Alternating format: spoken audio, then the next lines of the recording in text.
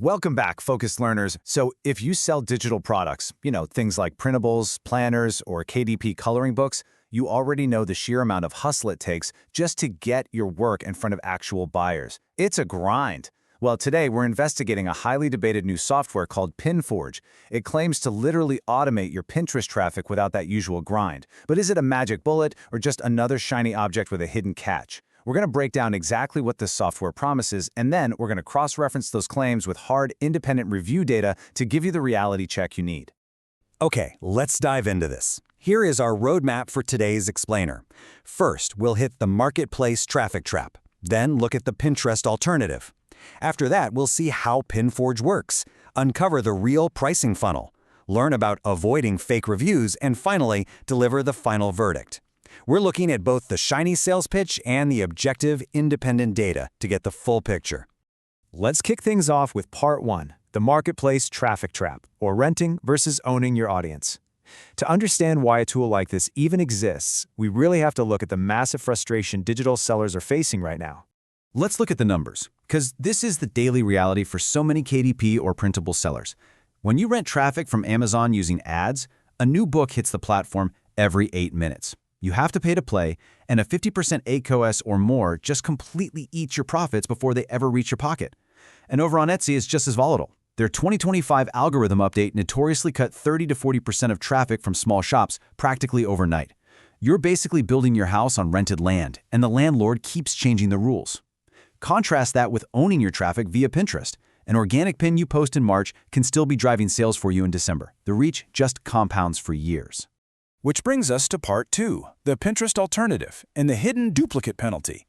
If Pinterest is so great, why do so many sellers fail when they try it manually? Well, here is the crucial insight.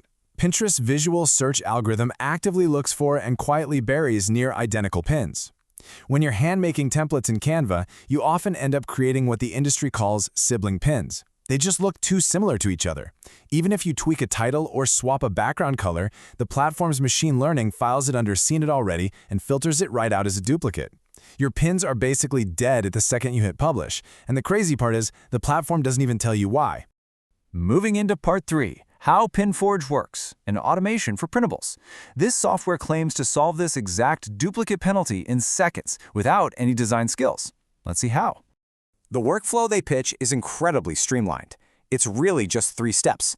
Step 1, you drop your existing product files, like a PDF or a JPEG, right into the browser. Step 2, you forge. You pick your niche, and the software generates dozens of layouts while an AI writes your SEO titles and tags.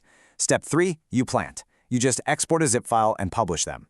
Notice that at no point do you actually have to design a single thing yourself. Now, what's really interesting about this right here is how the tool operates entirely inside your web browser.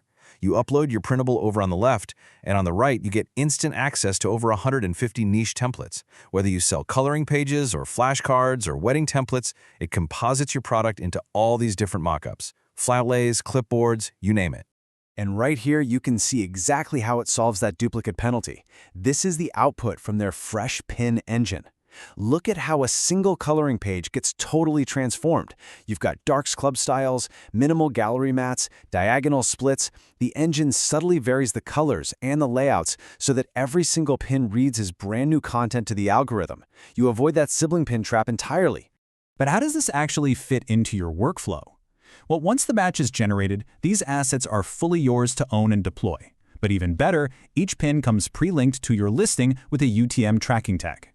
For sure, this is a game changer, because for the first time, you can see exactly which specific pin drove the click that resulted in a sale on your shop. All right, time for Part 4, the real pricing funnel, looking under the hood. We've seen the shiny sales pitch, but let's shift to the independent ClickRetina review data to see the true cost. If you look at the sales page, you're going to see this glossy illusion. The barrier to entry looks incredibly low, just a one-time launch price of $14.95 for the core tool. And to be totally fair, the independent dashboard data confirmed that this price point is genuine. But as you might guess, it is definitely not the whole story. And this brilliantly illustrates what happens next. When reviewers looked at the live affiliate dashboard, they uncovered a hidden 7-item back-end funnel. After you pay your $15, you're hit with an order bump for keyword packs, then an agency kit for $67, auto-publish for $47, and 3 more identically priced upsells at $37 each. The software exists, but to unlock the whole shebang, you have to navigate this massive maze. Which brings us to this stark reality: $249.90. That is the total potential spend if a buyer says yes to every single upsell. Now, you might not need the agency kit or the auto-publish tool, but it is absolutely crucial that you go in with your eyes wide open, knowing that the initial entry fee is literally just the beginning of the pitch. Moving to Part 5, Avoiding Fake Reviews and Navigating the Hype. With a funnel that deep, how do you shop for software safely in 2026? You had to be so careful out there. ClickArena actually caught fake review sites using entirely AI-generated junk to push their affiliate links. I mean, they didn't even bother checking their templates. One reviewer used stock photos of a kilt retailer and a jewelry brand.